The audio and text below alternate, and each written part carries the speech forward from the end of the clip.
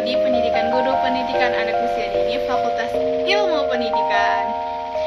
Saya dengan NIM 220222122.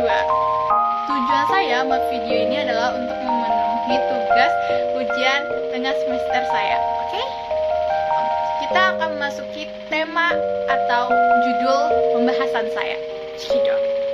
Kita akan membahas tentang struktur otak reptil dan mamalia serta cara otak anak bekerja yang meliputi tentang batang otak, sistem limik, dan pengertian neokorteks dan cara otak anak bekerja, dan 5 identifikasi otak manusia. Oke, kita akan membahas satu persatu. Jangan lupa nonton sampai habis ya. Oke? 1. Batang otak.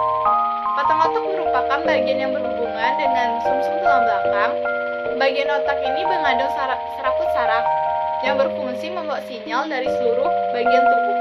Selain itu, batang otak juga mengatur tubuh seperti jantung, tekanan darah, dan pernafasan. Batang otak manusia terdiri dari 3 struktur, yaitu otak tengah, pons, dan medulla oblongata. Otak tengah berperan dalam mengatur gerakan mata, sedangkan pons terlibat dengan koordinasi gerakan mata dan wajah, sensasi wajah, dan pendengaran dan keseimbangan. Nomor 2. Sistem limik. Sistem limik adalah sekelompok struktur yang saling berhubungan untuk mengatur emosi, memori, dan perilaku. Sistem limik terletak di lobus temporal media otak dekat dengan pusat otak. 3. Pengertian neokorteks. Otak neokorteks sang pemikir. Otak ini menerapkan 80% dari otak kita. Tugas otak ini adalah berpikir, berbicara, melihat, dan menciptakan. Otak ini adalah tempat kecerdasan kita. Jadi, turn brain ini adalah saluran informasi. Jadi, pertama informasi masuk ke otak reptil. Apabila otak reptil terpuaskan informasi, masuk ke dalam otak limbik, dan apabila otak limbik terpuaskan informasi tersebut, dapat diolah oleh otak neokorteks dalam aktivitas berpikir. Dan apabila otak reptil tidak terpuaskan, maka informasi yang masuk ke dalam otak limbik dan neokorteks juga tidak sempurna, sehingga dalam proses berpikir tidak sempurna juga.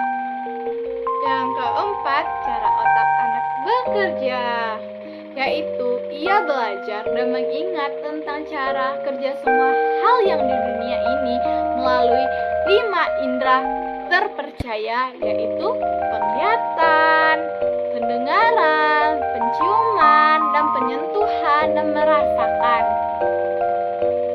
5. Identifikasi 5 gelombang otak manusia.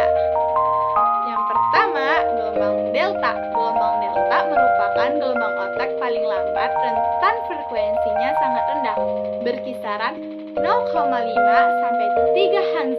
Gelombang ini terjadi saat kamu tertidur dan memusatkan pikiran seperti meditasi.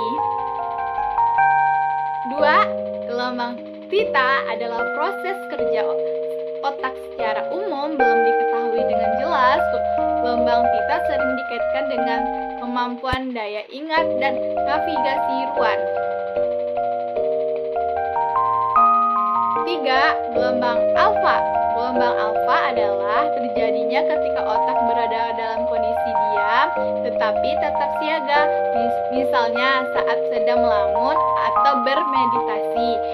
Bisa muncul ketika kamu melakukan latihan aerobik. Rentan frekuensinya gelombang ini berkisar 8 sampai 12 Hz.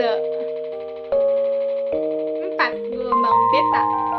Saat kamu dalam keadaan sadar, merasa waspada, fokus, sedang mencari solusi, memecahkan masalah, maupun mengambil sebuah keputusan. Gelombang beta akan mendominasi otak. Aktivitas gelombangnya yang cepat berkisaran 12 sampai 30 Hz. 5. Gelombang gamma. Tentang frekuensi gelombang gamma berkisaran 20-100 Hz. Umumnya gelombang ini bergerak pada frekuensi 40 Hz. Sekian dan terima kasih. Wah, gimana nih teman-teman? Penjelasan saya sudah cukup dipahami atau belum nih? Atau masih banyak kurangnya? Jangan lupa di komen ya kalau jika ada kekurangan. Dan terima kasih kepada teman-teman semua sudah mendengarkan penjelasan saya dari awal nih sampai akhir. Terima kasih ya.